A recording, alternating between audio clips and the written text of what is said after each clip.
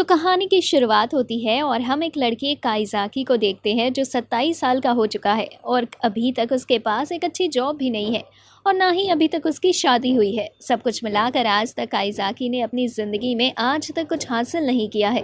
तभी काइज़ाकी की मदर का उसके पास कॉल आता है और वो उसे कहती है कि अब वो उसके रूम का रेंट नहीं दे सकती क्योंकि अब वो काफ़ी बड़ा हो चुका है और अपना खर्चा खुद संभाले। काइज़ाकी ये सुनकर काफ़ी परेशान हो जाता है, लेकिन तभी एक आदमी काइज़ाकी के सामने आता है जो कि काइज़ाकी के बारे में सब जानता था। वो काइज़ाकी से कहता है कि तुम 27 साल के हो चुके हो और तुम्हारे पास कोई परमानेंट जॉब भी नहीं है, साथ ही तुम्हारी मदर ने तुम्हें खर्चा देना भी बंद कर दिया है। काइज़ाकी अपने बारे में सब कुछ सुनकर काफी हैरान हो जाता है और उस आदमी से पूछता है कि वह असल में है कौन। फिर रियो बताता है कि वह काइज़ाकी से इसलिए बात कर रहा है क्योंकि काइज़ाकी उनके टेस्ट सब्जेक्ट के लिए सिलेक्ट हो चुका है। काइज़ाकी उससे पूछता है कि ये क्या है। फिर रियो बताता है कि टेस्ट 1 साल चलेगा और सब ठीक रहा तो इसके बाद काइज़ाकी को एक अच्छी जॉब भी दे दी जाएगी। फिर काइज़ाकी पूछता है कि ये सब कैसे शुरू होगा। रियो बताता है कि उसे सिर्फ एक पील खानी होगी जिसके बाद काइज़ाकी वापस टीनेजर बन जाएगा और अपनी जिंदगी को वापस जी पाएगा। साथ ही जो भी उसने गलती की होगी उन्हें ठीक कर सकता है। काइज़ाकी भी इसके लिए मान जाता है क्योंकि इस टाइम उसके पास कुछ खोने के लिए नहीं है। नेक्स्ट मॉर्निंग काइज़ाकी नींद से उठता है और शीशे में देखता है वो सच में वापस छोटा हो चुका है। तभी काइज़ाकी के घर रियो आता है और काइज़ाकी से एक कॉन्ट्रैक्ट साइन कराता है और बताता है कि काइज़ाकी को इस साल के दौरान स्कूल भी जाना होगा जिससे वह काइज़ाकी को टेस्ट कर सके। फिर हम देखते हैं कि काइज़ाकी का स्कूल शुरू होता है और काइज़ाकी लास्ट की सीट ले लेता है, लेकिन तभी एक लड़की हिशिरो आती है और काइज़ाकी को बताती है कि वो उसकी सीट है, जिसके बाद काइज़ाकी अपनी सीट पर चला जाता है। क्लास शुरू होती है। टीचर को काइज़ाकी के बैग में सिगरेट का पैकेट मिलता है जिसके लिए टीचर काइज़ाकी को स्कूल के बाद मिलने के लिए बुलाती है। फिर क्लास में एग्जाम होता है और एग्जाम के बाद काइज़ाकी काफी परेशान दिख रहा था क्योंकि एग्जाम में उसे कुछ भी समझ नहीं आया। फिर लास्ट बेल बजती है और काइज़ाकी जाने लगता है, लेकिन काइज़ाकी की टीचर उसे रोकती है और बताती है कि उसे अभी उनसे कुछ बात करनी है। फिर काफी देर तक सिगरेट के लिए लेक्चर देने के बाद टीचर काइज़ाकी को एक अपॉलॉजी लेटर लिखने को देती है।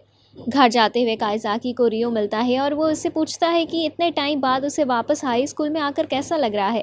फिर रियो बताता है कि रियल लाइफ प्रोग्राम असल में उन लोगों के लिए बना है जो सोसाइटी से अलग हो चुके हैं। इसकी मदद से वो वापस अपने पास्ट में जा पाएंगे और अपनी की गलतियों को सुधार सकते हैं।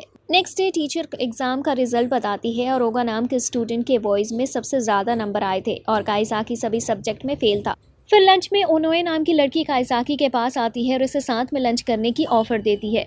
काइज़ाकी को समझ नहीं आता कि उसे क्या करना चाहिए और आखिर में मान जाता है। कैफेटेरिया में ओगा भी इसके साथ ही लंच करने के लिए आ जाता है। तभी काइज़ाकी देखता है कि हिशोरो को लंच लेने में कुछ दिक्कत आ रही है, जिसके लिए काइज़ाकी उसके पास जाता है और फिर हिशोरो बताती है कि वह आज लंच के लिए पैसे लाना भूल गई। काइज़ाकी उसे कुछ पैसे दे देता है, लेकिन हिशोरो उससे कहती है कि वो इतने आराम से कैसे पैसे दे सकता है, ऐसे तो कोई अडल्ट इंसान करता है। लेकिन आखिर में हिशोरो पैसे ले ही लेती है और नेक्स्ट डे वापस करने की कहती है। कुछ देर बाद काइज़ाकी वापस हिशोरो से मिलता है और फिर हिशोरो बताती है उसकी इतनी एज में भी अभी तक उसका कोई क्लोज फ्रेंड नहीं है। फिर हिशोरो काइज़ाकी से पूछती है कि क्या वो सच में किसी की दोस्त बनने लायक है। काइज़ाकी काफी आराम से हाँ कर देता है और फिर हिशोरो से कहता है कि उसे हमेशा स्माइल करना चाहिए। हिशोरो स्माइल करके दिखाती है, लेकिन उसकी स्माइल इतनी अजीब थी कि काइज़ाकी उसे स्माइल न करने की कहता है। फिर काइज़ाकी हिशोरो से कहता है कि उसे चिंता करने की जरूरत नहीं है, जल्दी उसके भी कई दोस्त बन जाएंगे। हम देखते हैं रियो भी ये सारी बातें सुन रहा था। कुछ देर बाद रियो काइज़ाकी को बताता है कि टेस्ट खत्म होने के बाद वो सभी की मेमोरी बदल देंगे और किसी को याद नहीं रहेगा कि 17 साल का कोई काइज़ाकी उनके साथ भी था। और अगर काइज़ाकी किसी को अपनी एज के बारे में बताता है तो टेस्ट तुरंत खत्म कर दिया जाएगा और काइज़ाकी वापस 27 साल का हो जाएगा। रियो काइज़ाकी को याद दिलाता है कि सिर्फ काइज़ाकी की बॉडी ही 17 साल की हुई है, लेकिन उसका दिमाग अब भी एक 27 साल के आदमी जितना ही है।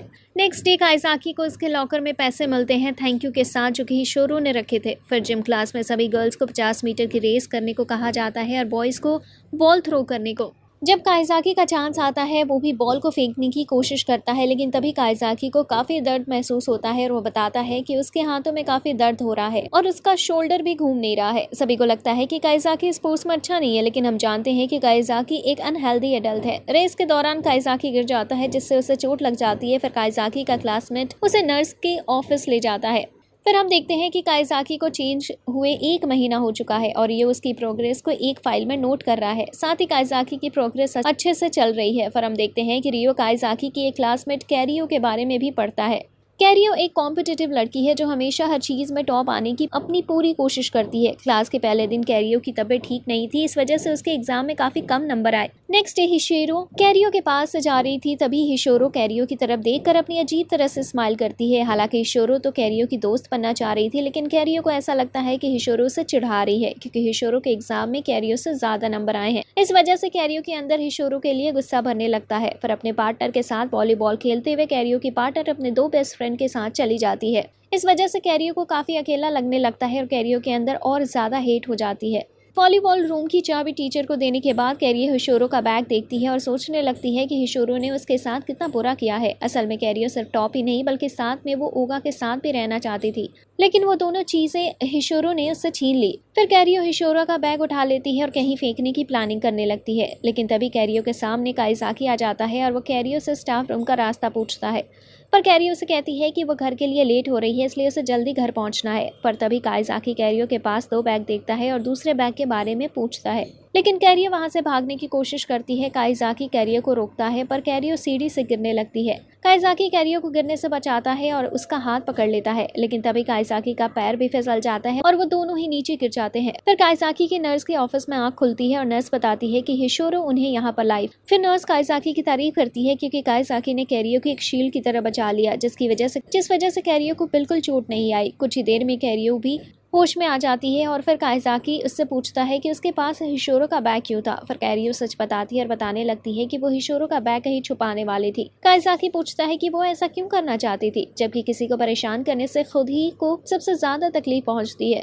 फिर काइज़ाकी कहता है कि जिस कैरियो को वो जानता है वो बिल्कुल ऐसे नहीं है। काइज़ाकी की बातें सुनकर कैरियो रोने लगती है। फिर काइज़ाकी कैरियो को अच्छा फील कराने की कोशिश करता है और बताता है कि वो अपने आप को दूसरे से कंपेयर करने में इतना बिजी हो गई कि वो खुद को ही भूल गई। फिर काइज़ाकी कैरियो को बताता है कि वो हिशोरो के बारे में बिल्कुल गलत समझती है। आखिर में कैरियो भी अच्छा फील करने लगती है और शांत हो जाती है, जिसके बाद बाहर काइज़ाकी हिशोरो को देखता है और इसे सब सच बता देता है। हिशोरो कहती है कि वो खुद कैरियो से बात करेगी।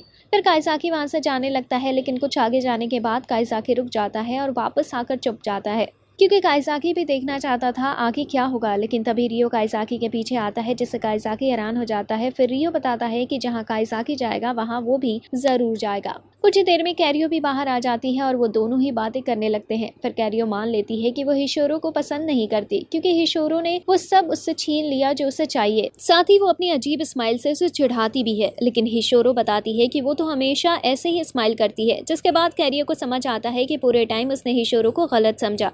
फिर वो दोनों ही दोस्त बन जाती हैं। कुछ टाइम बीतता है और एक दिन ओगा उनोए के साथ स्टडी करने काइज़ाकी के रूम पर आता है, लेकिन काइज़ाकी काफ़ी परेशान हो जाता है क्योंकि उसके रूम में हर जगह बियर और कई सारी चीज़ें रखी थी, जिससे उसके रियल एज का पता चल सकता था।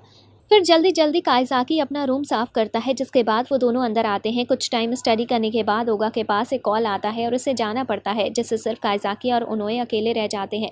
रियो काइज़ाकी की बातें सुनने के लिए उसका फ़ोन हैक करता है और जैसे ही उसे पता चलता है कि काइज़ाकी उनोए के साथ है, वो उसके पास आने लगता है। दूसरी तरफ उनोए काइज़ाकी को बताती है कि वो उसे प्यार करती है, लेकिन काइज़ाकी उससे दूर रहने की कोशिश कर रहा था क्योंकि उसे ये सब सही नहीं लग रहा था। तभी वहाँ रियो आ जाता है और फिर काइज़ाकी को बताता है कि असल में उनोए 27 साल की है और वो भी रियल लाइफ की एम्प्लॉय है और उसने भी पिल ली है, जिसकी वजह से वो इतनी यंग दिखती है।